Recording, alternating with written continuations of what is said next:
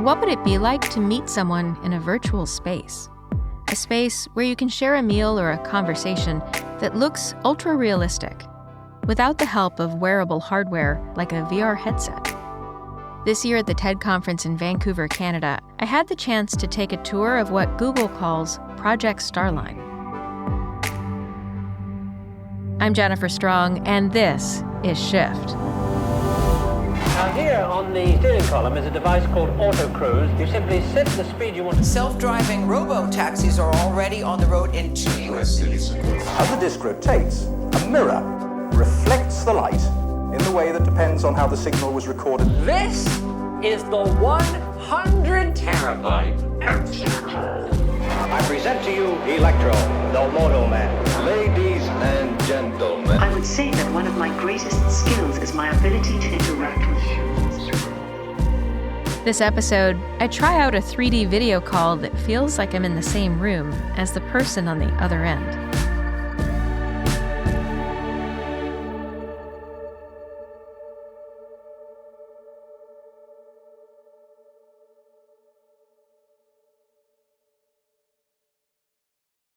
The pace of new discoveries in science and tech is simply breathtaking. And on Curiosity Weekly, from Discovery, they make sense of some of the biggest questions and ideas shaping our world. Each week on the show, they unpack breaking science and tech news and dive into fascinating topics like how neuroscientists are studying TikTok and your social media habits to see which chemicals are being released in your brain to make you so obsessed. And did you know that AI can now read hieroglyphs from Egyptian pyramids? Listen to Curiosity Weekly, wherever you get your podcasts. We, the people, shape our country's story.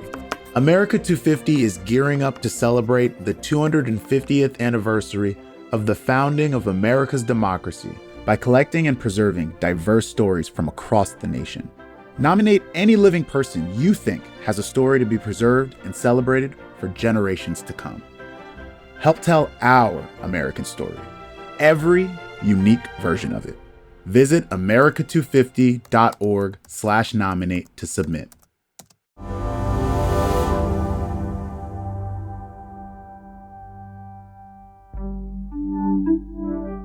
So I'm Andrew Nartker from Google, and I lead Project Starline. So it's a prototype communication system that makes you feel like you're in the room with another person. We have 2 separate rooms separated by maybe 50 feet. They're totally independent, standalone rooms that each have a Project Starline prototype within them.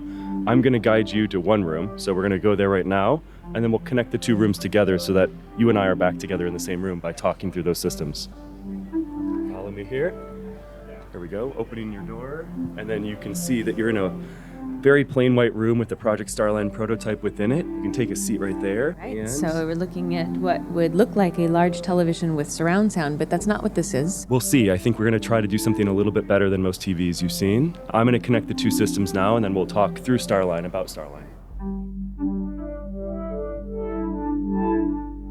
It looks like you're leaning out of this television at me. Yeah, I'm here. You and I are together. We're at the same table. So again, we're in separate rooms, but we're trying to make it feel like when you look through Starline, you see a person just like you should, as if you're looking through a window. You can look them right in the eyes, and I see you the same way you see me, like we're gathered around a table. And I knew that you didn't have breakfast, so I brought you an apple. So I've got an apple here with us. I'm going to try to hand it over into your room. I don't know if we can do that yet, but let's see if it works. Almost. They got within an inch or 2 of my hand, it would appear. Very cool. Right. Yeah, so with Project Starline, we're trying to make it feel like you and I are in the same space, and then we're really trying to enable human connection. So when we're together, now we can start to work differently, we can, play differently, we can have a meal together, we can learn from each other. All the things people do when they gather, we're trying to enable with this new technology. So tell me about the process. How did you get to this point? Myself and the team have been working on this for a long time, and so it's been incubated for 7 years. This is kind of a long technology for Google to pursue, just to see if we could generate the sense of connection. And we're at the point now with one of our latest prototypes where we're bringing it out into the world, but it's got a set of cameras that are looking at you and I with what would look like a webcam. So they're generating video streams. Those video streams are then combined into a 3D video stream using AI techniques that we developed, sent over the internet, and then shown on these light field displays. These are 3-dimensional displays that have a sense of depth, dimensionality, scale.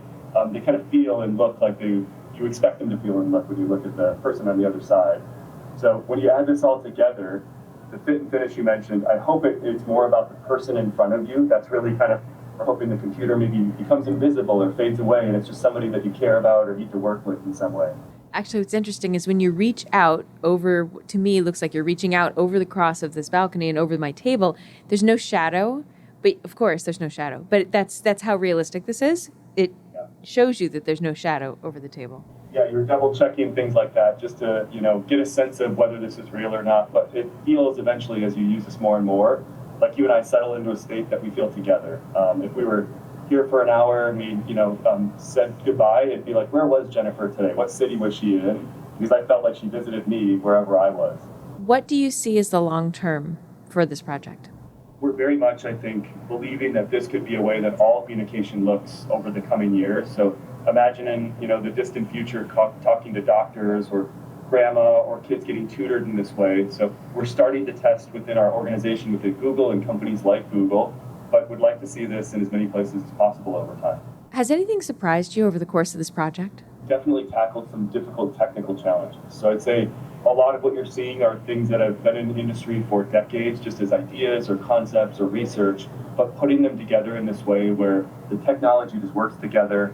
You and I are imaged in a very high quality in real time, sent to these, very unique displays and kind of shown in a format that I think most people have never seen. Putting it all together like that has been the challenge and kind of surprise of the program to do it very well. I think it's worth saying out loud because people listening will not know this intuitively. Neither one of us is wearing any kind of gear. That's right. Yeah, we don't really need to wear anything to produce an effect like you and I are here in the same room, almost as if you're looking at kind of a 3D movie or maybe a VR headset, but you're not. You're looking just, at a nice window almost, or TV that produces this almost hologram in front of you. So something you've never seen, and to not have to wear anything to produce that is really stunning for a lot of people. More than almost. It is very much three-dimensional as I sit here. And I am not wearing any form of glasses, headpiece, nothing. So looking at what parts of this image are super stable and what parts still are not glitchy, but it's like an AI image, right? But your face is so stable. There's nothing about like eyes, mouth. There's nothing moving here. Yeah, that's right. You kind of get reminded at times that, you are in a very high-end video conferencing system because there's little things that we'd like to improve over time. There's, if I move quickly, you'll kind of see some motion blur as if you would see it on a TV or camera. There's little instability sometimes in rough edges on the edges of your body or clothing. So things that we'd like to always improve over time, and we have been.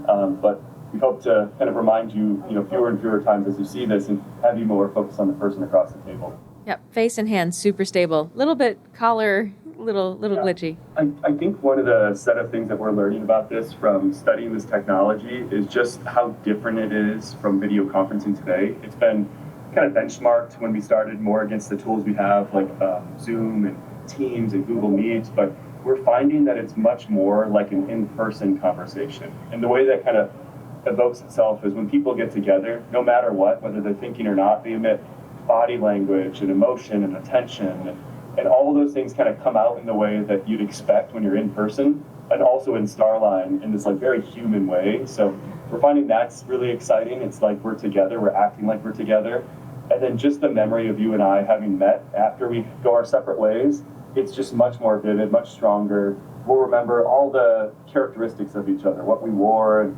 how tall we were and whether you were leaned in or not, but just all the human kind of emotion that maybe gets missed from a call or a video call, because you're more focused on what people say. Super interesting. Thank you so much. Take care.